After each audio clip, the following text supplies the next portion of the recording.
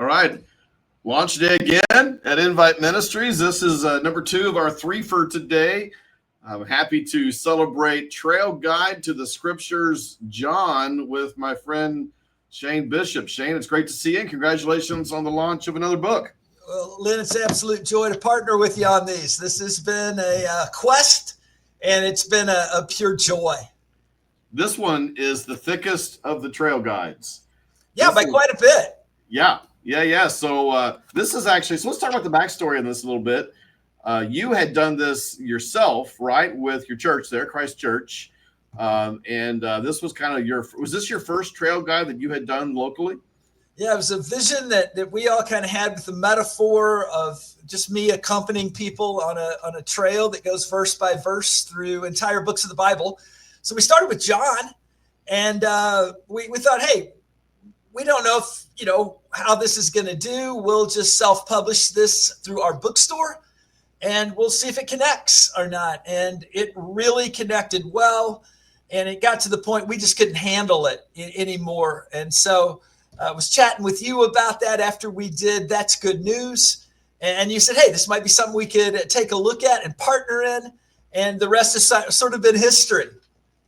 Why John? Talk about your love for the Gospel of John in particular.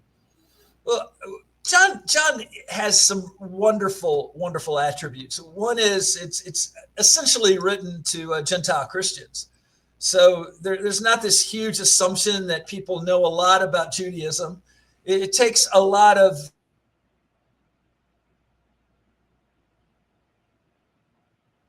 we're kind of the Gospels if you're comprehensive idea.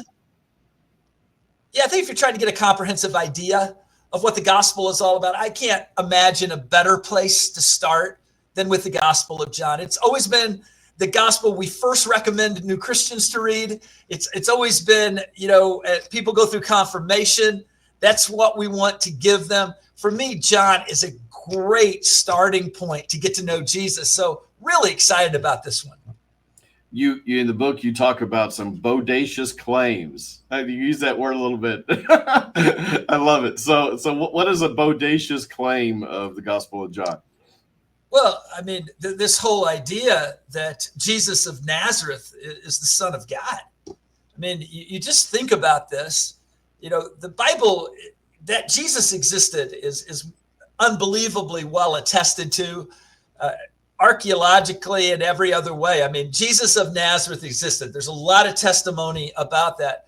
But this idea that Jesus of Nazareth is not just a great prophet, he's not just a great teacher, but he's the actual Word of God made flesh. He is the Son of God. He came to fulfill God's plan for humanity.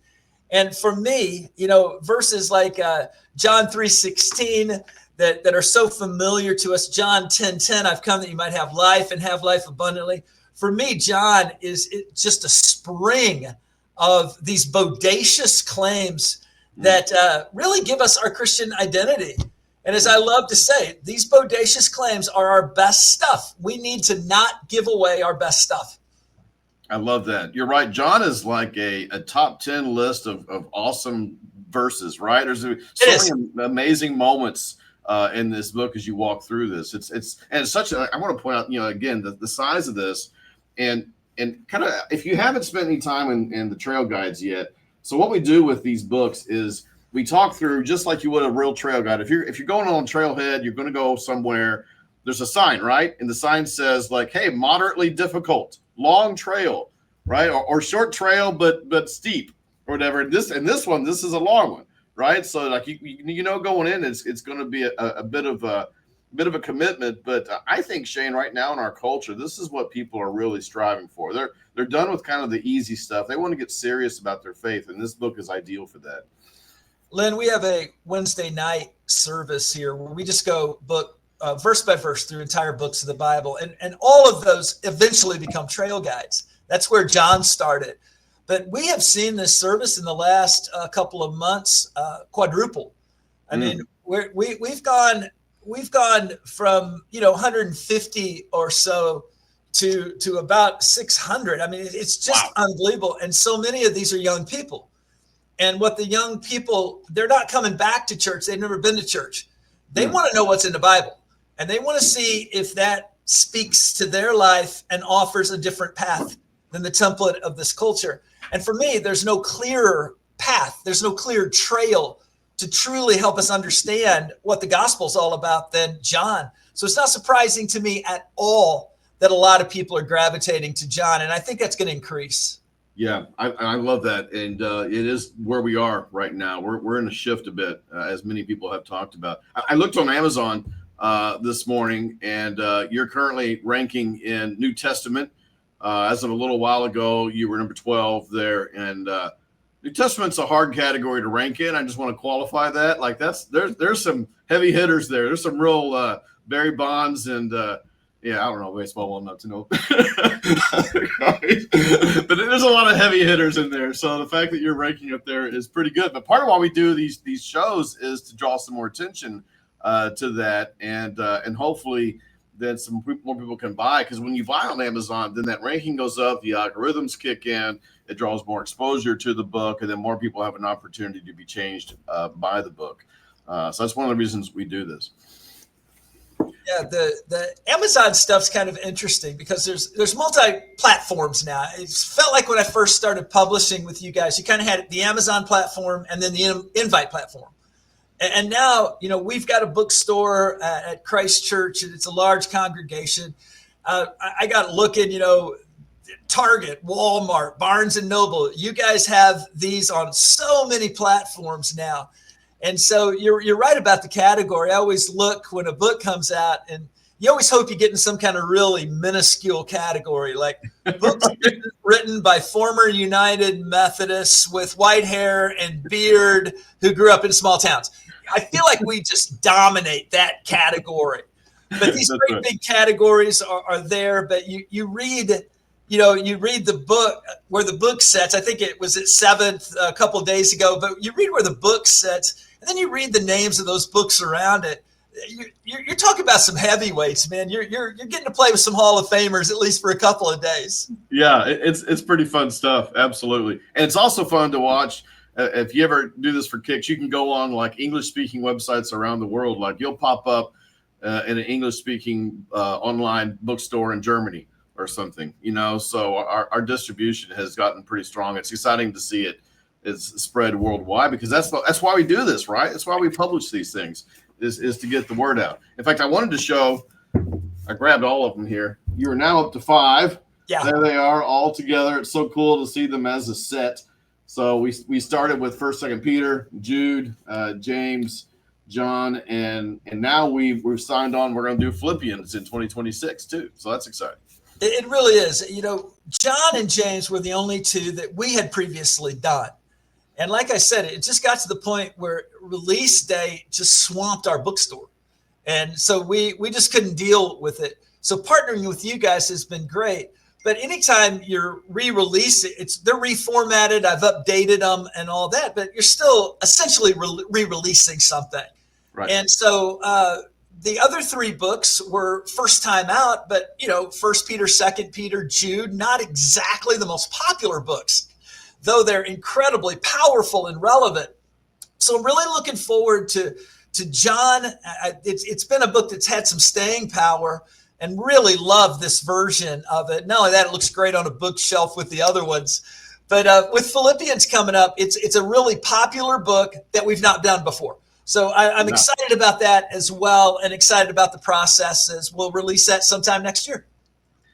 You mentioned our inviteministries.org website. I want to highlight that these are designed to be, you can do them individually, you can do them in groups.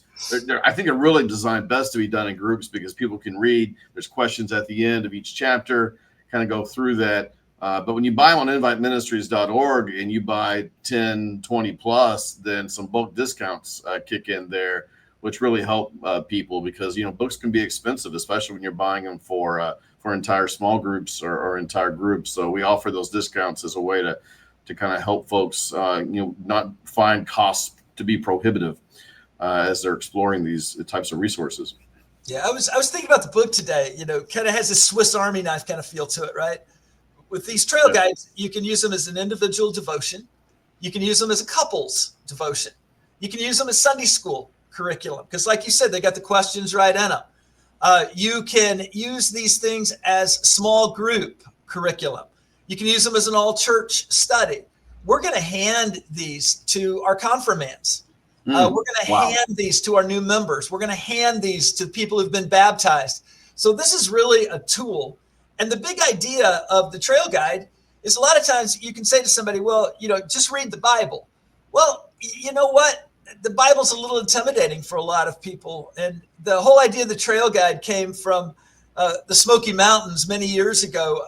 I told Melissa, we were walking this trail, and I said, wouldn't it be great if we could rent a ranger? Rent somebody to walk with us and show us everything we're not able to see. And for the Trail Guides, that's the whole idea is I walk with the people who are going through it. I tell them what I know. We probe some things. We have conversation. There's some funny stories. There's a lot of new insights to develop, but that's what the Trail Guides are all about. They're about walking verse by verse through entire books of the Bible with a guide. And I'm honored to be people's guide.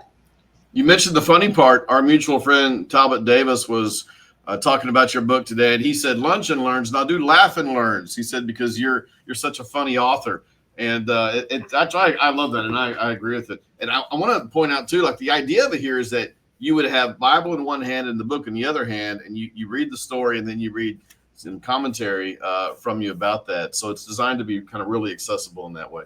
Well, and what's doubly good about this is you don't even need to have a Bible in your hand, because the whole of the book of John is hardwired into the book itself. So you've got the New Living Translation. It is already hardwired into the book. So you literally read that, and you can go right to the commentary. You can go right to the question. So it's sort of, you don't need to bring two things and refer back and forth. It's sort of all baked in. I love that. So hopes and dreams, Shane, I like to end every launch show with this kind of just, imagine God-sized dreams, what this book might do, in the wild as it helps people in the relationship with Jesus. What would you like to see happen? Well, my initial dream for this is that I would eventually write a trail guide for every book in the New Testament. Obviously, I wish I would have started earlier, but that's always been the dream, is that I would write a trail guide for every book of the New Testament.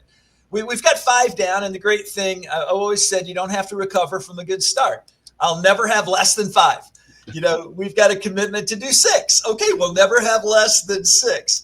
I've got this reoccurring nightmare that I'm going to die and I'm going to be 1 book short, and have them all done. I'm going to be 1 book short. It'll be my funeral message will be, he missed it by that much. But for me, that's a part of the dream. But what I'm wanting to do is give people a very accessible way to get into the Bible. I'm convinced that so many of the controversies of the American church, so many of the failures of the American church, the implosion of the American mainline, have been largely due to biblical illiteracy. People just have no idea what's actually in the Bible. So to be able to get people in the Word of God, to make that an enjoyable experience, I said when I first started doing these, I want to write Bible commentaries that are so engaging people can't put them down. And that's still my goal as we move forward. Maybe a pro tip, don't leave Hebrews or Romans to the end. Maybe don't do that 27th. Yeah, but if there was one you didn't have to do, you know what I mean?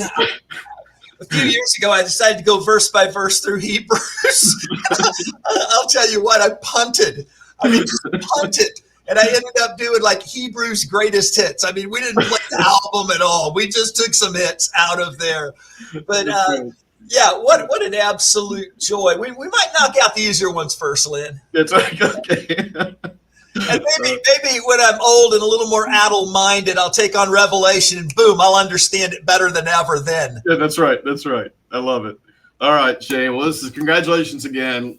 Trail Guide to the Scriptures, John, the 5th in the Trail Guide series, launch day today. It's always a joy and an honor to work with you, my friend. Well, it's a joy to partner with you all. It's something that has become part of the rhythm of my life and one of the great joys of my life. So thanks, Lynn. All right. Trail Guide to the Scriptures, John, pick up your copy today.